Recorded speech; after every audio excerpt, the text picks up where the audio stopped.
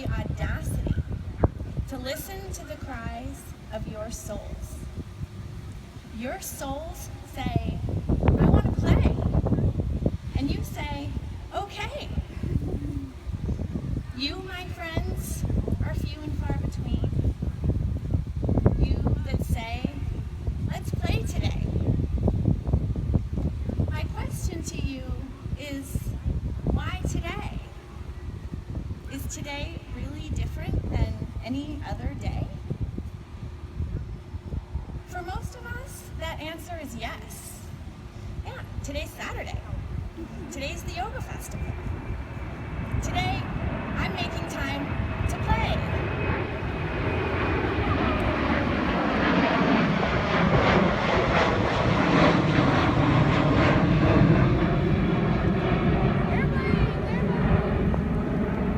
Right now, you are invited in as I share with you a little bit about my story, about what it took for me to have the audacity to honor the cry of my soul and the value I gained along the way.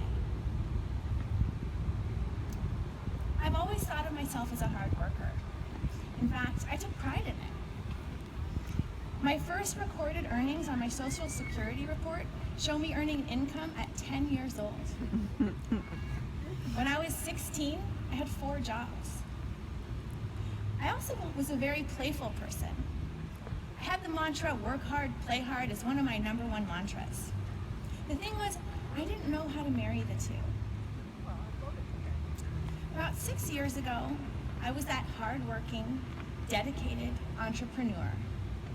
I was a managing partner and executive vice president of a growing biodiesel manufacturing company. The stress that I experienced and the responsibility that I experienced were insurmountable. And one morning, I woke up in the hospital after fighting for my life. I had just undergone emergency abdominal surgery for an acute bowel obstruction. And what that means is that my insides had literally tied up in a knot. You know what the first thing I thought of when I woke up that morning in the hospital? Thank God I'm alive. No, that's not what I thought. I thought, shit, where's my laptop? I need to make sure I process payments before 4 o'clock. And that was my reality. And I spent the rest of my time in that hospital bed, hooked up to morphine, working away on my laptop, ensuring that no crucial payments or orders were missed. And I lived and breathed that budding business for the next 4 years. Well, not the entire 4 years, because actually many of that time I was in and out of the hospital, suffering from the myriad consequences of chronic stress. And I'm guessing some of you can relate to this story, at least part of it. We've all experienced some degree of stress. In fact, stress in small quantities can be quite healthy. In short bursts, stress can do things like improve our memory and fortify our immune system. Stress even acts as a vital warning sign, and it induces a hormone in our body that creates the fight or flight response in us and keeps us safe from danger. Stress we were meant to endure in short quantities, not over long chronic periods. And as a result, stress was designed to keep us safe and protect us. Stress was not meant to kill us.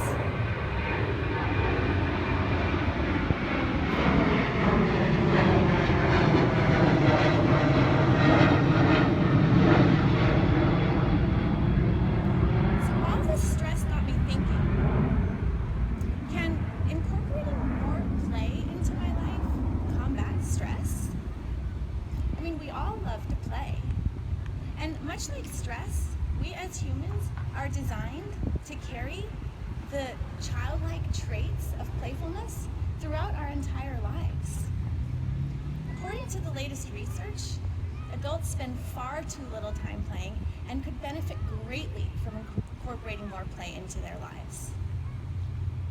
And in contrast, stress is a result of 60% of all human illness. Now, in the spirit of having fun with research, you might also like to know that when I was researching this, I also learned that 10 to 80% of all statistics are imprecise. But one statistic, however, that I feel comfortable making up is the statistic that 100% of us want to be happy. 100% of us, I believe, love to have fun and love to laugh. I mean, have you ever heard of anybody say, gee whiz, I really think I had to cut back on my joy. I've been laughing an awful lot lately. I'm finding myself a little concerned. Doesn't happen, right? Well, I ended up staying with that business for 10 years, all of which were extremely grueling and taxing on my physical and emotional health. I was extremely unhappy and unwell. But I stayed with the business because I didn't think I had a choice.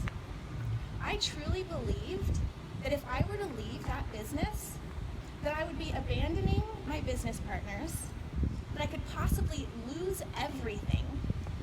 I even thought that the business might not succeed without me. Now, looking back, I do have to admit that there was a little bit of an overinflated sense of importance there. But at the time, I believed it. I thought I was stuck, and I had to figure out a way to survive in this situation, and I was failing miserably. The time finally came where I was so ill that I was faced with a choice. I either continue on doing what I'm doing and stop only when my body is completely broken down, more than it already was, which must have somehow been possible. Or I stop now, before it's just way too late. So it was at that point that I realized I had a choice. I chose to walk away from my business. Very fragile, very weak, and very grateful. I didn't know what I was doing or where I was going, but I knew it's what I had to do to save my life. So I spent the next few months recovering and soul searching, doing deep inquiry, asking myself some really strong questions. I thought a lot about the stress that I endured and what I could do to oppose this dreadful parasite that had ravaged my body and soul. I asked myself questions like, what do I love? I love airplanes. I love to travel. I love people. I love connecting with people. I love to play. I love to have fun. I love to support people in achieving their potential. And I figured it out. I realized that I was at a point in my life where I had the life experience and the professional experience to add value to the lives of others, and I had the courage to put that into place. So I decided to start a private coaching practice. And within weeks, I sold my shares of the business and started a 2-year master's program in spiritual psychology, embarking on my new life and my new career as a coach. That first year in the program, I spent most of the time recovering, healing, learning, studying, transforming, and really just getting my feet wet in the industry. And by the end of that year, I felt strong enough to launch the business. So that's just what I did. Over the summer, I worked hard at building my client list and taking action. The only problem was that I fell right back into my old patterns of overdoing it and pushing myself. And by the time the second year of the program began, my health was already back in steep decline from overdoing it. So when the idea of a second year project was presented to me, and I learned that I could create my own project for the year, I was thrilled.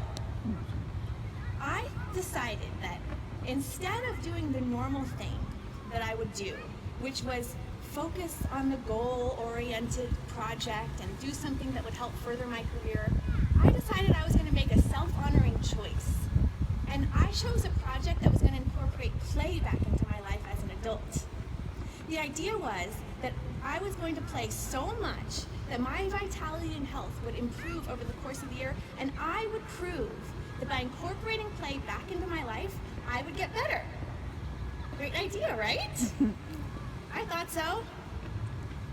So off I went, planning, creating, building the project. I had all sorts of criteria, hours, specific hours that I was going to play, specific ways I was going to play. I planned out the calendar for the whole year, and I was going to delve into a new way to play each month of the year. Because I was operating from such a low baseline health-wise, I structured the play so that in the beginning of the year, the play would be a little less taxing on my body physically, and I chose activities such as sewing and art and gardening. And throughout the year, I ramped up because I knew I would be having so much fun and be getting so much stronger that by the end of the year, I would be dancing and sailing and even playing with the trapeze. I was so excited. I also created this really in-depth spreadsheet that was going to track my vitality throughout the course of the year. The spreadsheet involved dozens of different ways that I could track my overall health. I looked at my pain level, my energy level, my sleep quality, my anxiety, and each category I tracked on a scale from 1 to 9, 1 being feeling the worst, 9 being feeling amazing, every single day. And at the end of each month, I gathered up all those numbers and I reached an average, and that was going to be my vitality rating for the month. I couldn't wait to get started. I could not wait to play. I had figured out a way to make play my homework. Brilliant. So the first month was creative play, and I had felt like I had so much creativity in me just wanting to get out and express itself. I couldn't wait to get started. I was taking this project very seriously, and I scheduled out time on my calendar that month for my clients, and time for my administrative work, time for school, time for homework. And I wrote in little blocks on my calendar, little boxes with squirrely letters that said, creative playtime. And on Mondays, Wednesdays, and Fridays from 6 p.m. to 8 p.m., I was going to play creatively. Doesn't that sound fun? Well, the first month was a bit rough because I had a cold for most of the month and wasn't feeling that well. But I had been dealing with low immune function for so many years that it was pretty much normal to me. I was so used to feeling unwell that I had just gotten into the pattern of pushing through that pain and ignoring it, really. I had a belief that if I were to stay in bed and rest when I didn't feel well, that I would spend my whole life in bed, and that wasn't an option for me. So, despite feeling lousy, I juggled work, I juggled homework, I juggled school, and I fit in the playtime. Now, I can't say I had that much fun creatively playing because my head was throbbing and I couldn't breathe and all that, but I still knew that if I stuck with this play thing long enough, I was going to get better and get stronger, and it was all going to work out beautifully. So at the end of the month, I tallied up my numbers, and I was actually pleased to see that my overall vitality rating for the month was a 5.5 out of 9. Not bad, I thought. I can't wait to see how it soars the next month when I'm not sick and I get even more into this play thing. So the following month, I taught myself how to play the ukulele, something I've always wanted to do. I had songs picked out. I had YouTube lessons scheduled in my calendar. I took it on the plane with me to Mexico. It's true, I did. And I even had visions of myself at a festival, on stage,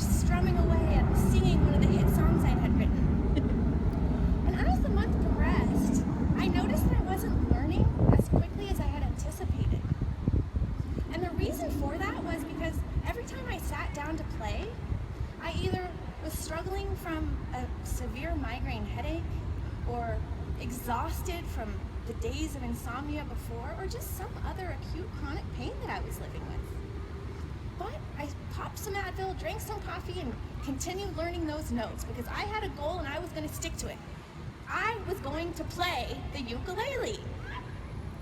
Well, at the end of the month, I tallied up my vitality ratings, and I was actually shocked to see that my number hadn't gone up as intended, it had gone down. My number went from a 5.5 the month before to an average of a 4.4 this month. I thought, that's so strange. Must be some sort of glitch. It's okay, it just gives me more room to soar the next month. Well, I had always dreamt of acting and improv. It'd been something I'd been dreaming of doing for years, but I'd never found the time to do it. So now was my chance. I was finally going to follow my heart and have fun on stage. So I signed up for an intro to acting class on Monday nights for 3 hours, and an improv class on Tuesday nights for a few hours, and I do have to admit, there was a little voice in my head that crept up and said to me, Porsche, don't you think that adding more to your plate right now might not be the best idea for you? Don't worry, I quickly shoot it away. Of course this is the best idea for me. I'm doing what I love, I'm being silly, I'm having fun, I'm following my heart. This is gonna be amazing. And it was. Except for those times when I was completely out of energy, exhausted, or in chronic pain, or sick, which was almost most of the time. I remember one day, I was on about day 3 or 4 of a pretty bad migraine. I was really sensitive to noise and light. And it sounded like everything was really loud around me.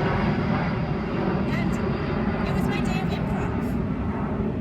And I wanted to go. I wanted to go have fun. I wanted to go play. So I popped a pain reliever, drank some coffee, threw on a baseball hat to guard me from the fluorescent lights, and I went to improv. I participated. And that night in bed, I lay there, unable to sleep. And the reason I was unable to sleep is because I was in excruciating pain. My hips were aching so bad, my lower back was throbbing, and I thought, what is going on? Is this really happening? Am I really not able to sleep because my body hurts from going to improv? I mean, I had jumped around a little bit on stage, but this can't be right. Something's wrong here. At the end of the month, I tallied up my numbers once again, and I was shocked to see that my vitality average for the month was down to a 3.5. I felt so hopeless and depressed. And I asked myself, what's wrong? I left this stressful career. I'm following my heart. Why am I still suffering? Why am I getting worse? I just didn't understand. Well, the following month, my health plummeted to an all-time low. I found myself bedridden. I had planned on learning golf and playing ping pong, but I couldn't get out of bed, let alone play. I was completely out of life force energy. Wesley! What's up, brother?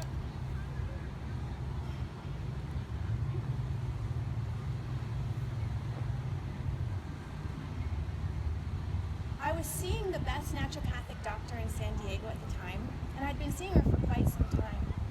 And at this point, she decided to run a test to check my cortisol levels.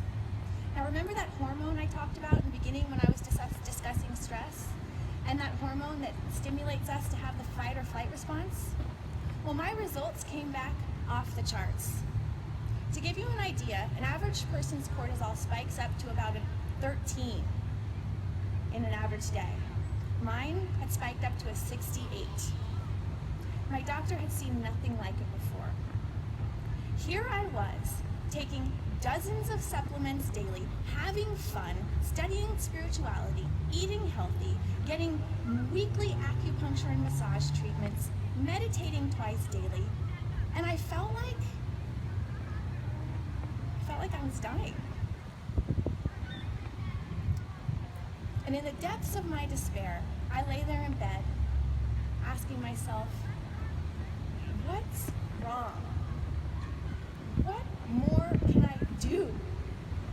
I'm doing everything I can. I'm doing.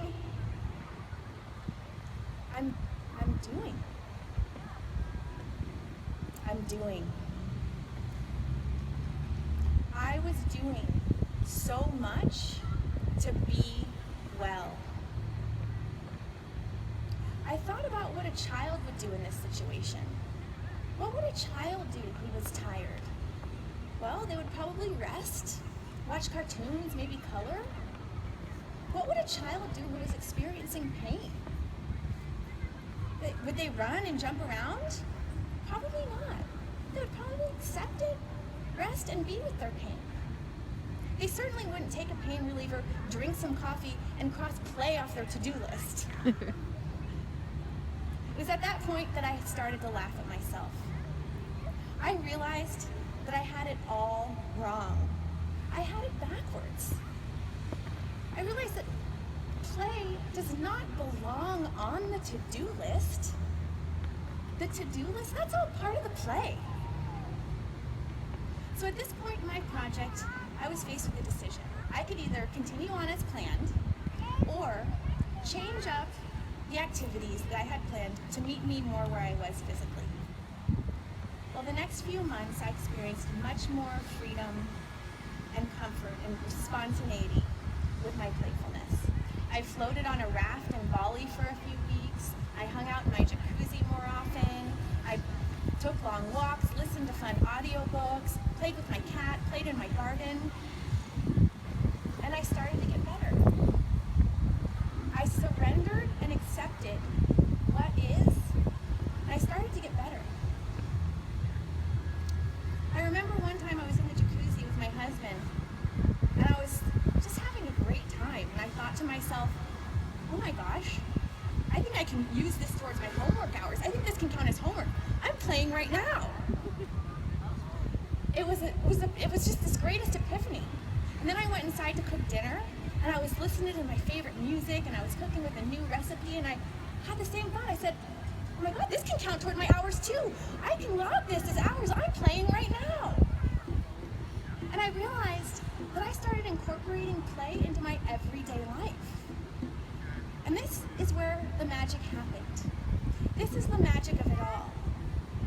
I learned that play, it's not an act of doing. Play is a state of being. I stopped doing play and I started being playful. Apparently, I'm not the first adult to have this revelation. Dr. Stuart Brown is a renowned psychiatrist and author. He founded the National Institute for Play, and he actually compares play to oxygen. He writes in his book entitled Play, it's all around us, yet goes mostly unnoticed or unappreciated until it's missing. And Dr. Brown's right. Play is all around us. Play is art, it's books, it's movies, it's theater, it's comedy, it's music, it's flirting, it's daydreaming. So I'm asking you to join me in making a conscious choice. I'm asking you to join me. I say it's time we stop overdoing it and killing ourselves to death. I say we stop stressing ourselves to death. I say we start a play revolution. What I say is that this whole stress thing is so passé, and that play is so the new way today.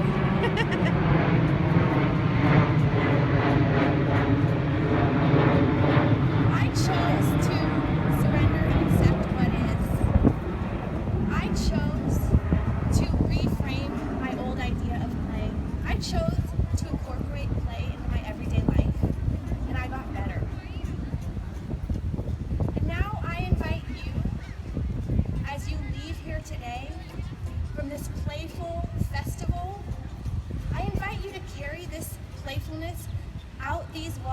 to you. And I invite you to let this playful energy spill into your everyday life, not just today, but every day. Let's not do yoga. Let's play yoga. Let's hold hands and skip down the street. Let's get lost staring at the clouds floating by. Let's embrace and love this precious life of ours. Let's choose joy, laughter, and fun. Let's play every day. Let's play! Woo!